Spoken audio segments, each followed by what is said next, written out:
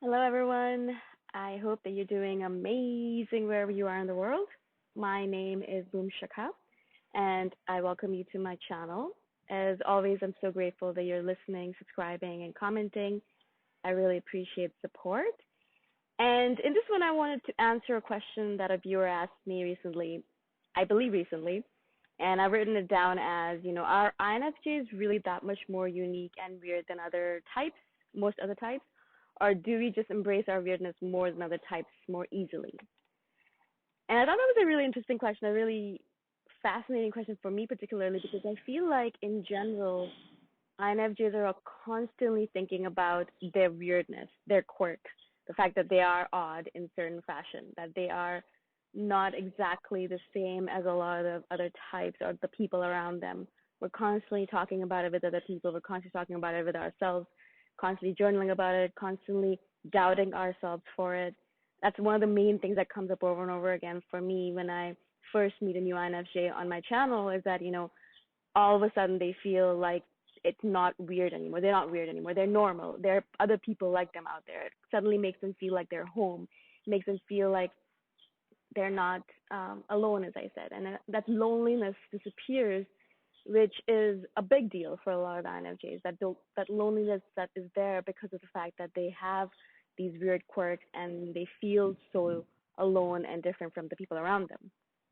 Now, that's one of the powers, I believe, or the amazing things about the internet is that all of a sudden we look at ourselves and we're not alone anymore. We look at the people on there, and we listen to the people's conversations, and we talk to other INFJs, and suddenly we realize, yeah, that's okay. I do these awesome, weird things, but it's okay. It's not like that makes me someone that needs to be shunned or someone that needs to be ostracized, someone that needs to be changed somehow. It's okay. I can just be myself. I can just do whatever I want to do, and that's all right. That's okay. I'm still allowed to live on this planet. I'm still allowed to exist. I'm still allowed to be as I am, exactly as I am, without any changes on this planet, alive and well, right? And so that in itself creates a big change for an INFJ because all of a sudden we go from this mode of not believing that we're deserving of this life, not believing that we're worthy of this life, to a point where we feel worthy, we feel grateful for this life, and we start really coming into our own. We start believing that we have a right to be here, and we start believing that we have something that we need to give back to the world in this amazing life that we've been given. So that change in itself is huge, obviously. But the question is, are we actually really truly weird, or are we just imagining it to be so because we have some extra weird quirks, or because the people around us are telling us constantly that we're odd, and telling us that we should change ourselves. And it's an interesting question. I mean, I think obviously for every person, for every INFJ, it's going to be a different answer. Someone's doing construction around me, so if you can hear that, I hope that you can ignore it. Um, but as I said, like, every INFJ is going to be a little bit different. They're going to have a different opinion on how their life seems and what the people around them are telling them. Some people, some INFJs will have people telling them, you're weird and you should change, and they'll never even care. Some other INFJs are a little bit more sensitive, they're a little bit hypersensitive, and so they will have people telling them, you're weird and you're quirky and you don't like it and you should change and you should become more normal.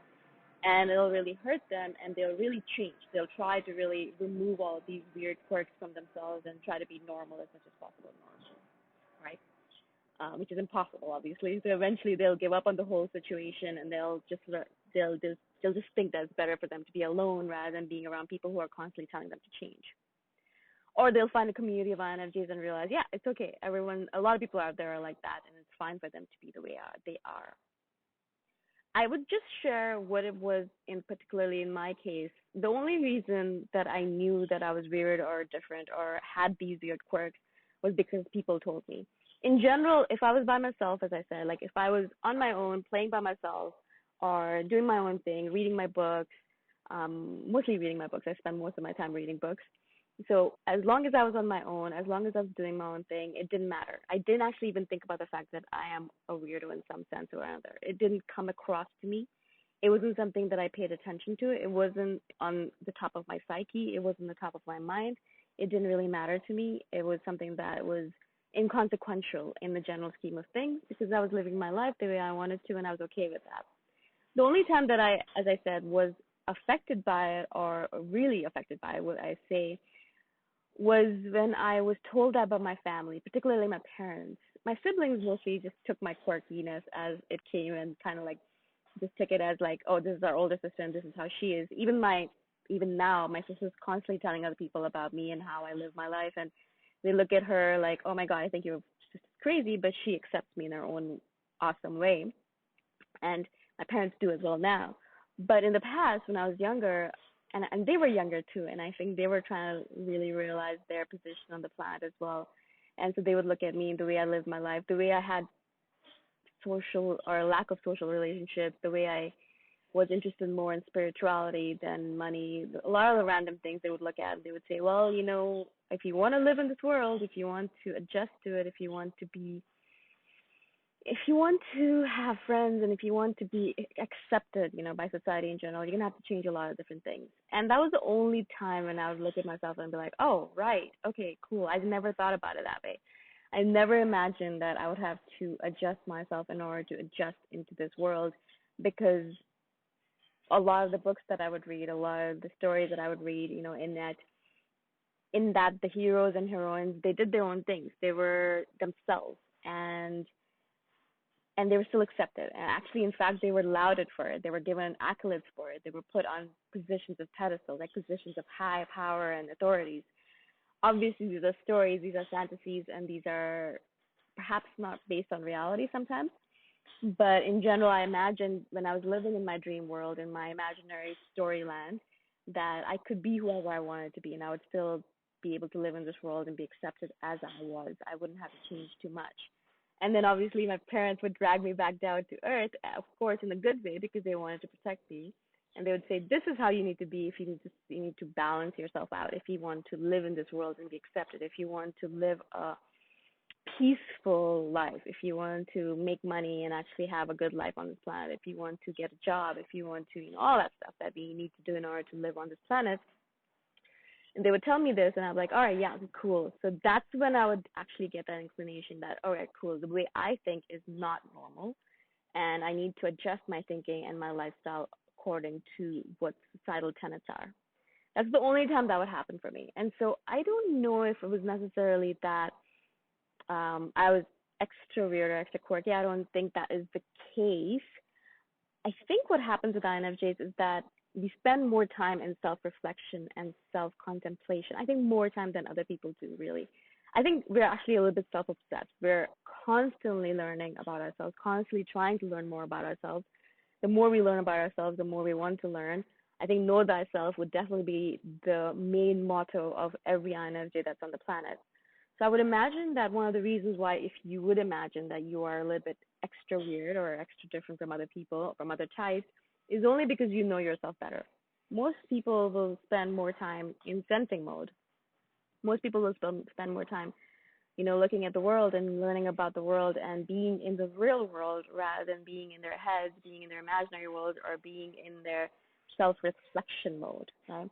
And so I think that's the main reason why perhaps maybe we just know a little bit more about ourselves. We know a little bit more about how we're different from the world because we're constantly looking at it and we're constantly hypersensitive about it and hyper aware. And so all of that causes us not only to know more about it, but to pay more attention to it and then pay more attention to the people around us and then to notice the difference. And that in itself, that constant reflection, constant contemplation causes us to realize the fact that perhaps there are differences. Maybe there are other types which are even more different than us, but perhaps they never actually spend the time thinking about it. Perhaps they never spend the time even contemplating it or looking at themselves in that fashion. In general, though, if you guys know, sensors are definitely more in the real world. They spend more time looking outwards rather than inwards. And then I think intuitives are more looking inwards rather than outwards, right? And so obviously, if you're an intuitive person, you're spending more time in self-reflection than going out in the world and playing baseball with people or going out and watching football games or going out and going to movie theaters, things like that, like the things that normal people do in order to be in the world. We don't usually do all that stuff. We usually stay in our houses, in our homes, in our caves and reflect, think, read, contemplate, do all of that. So I think that's just the general sense of it. That's what I imagine is the reason why there's a difference between why we think we're more different than other people. I think it just might be the fact that just we know ourselves a little bit better and we see our differences a little bit more so than other people might, right? That's just my theory. Now, of course, I'm just giving it a perfunctory glance, so I don't know if this is actually the case. I would love to hear from you guys. What do you think is the reason? Do you think we are more weird than other types, or is it just something in our imagination? If you have an answer, please do share it below. I'd love to hear from you guys. I always learn more from you than I ever think you learn from me. So please do share your comments because all of us are all interested in learning from you. Again, thank you so much, and I shall see you guys in the next one. Bye for now.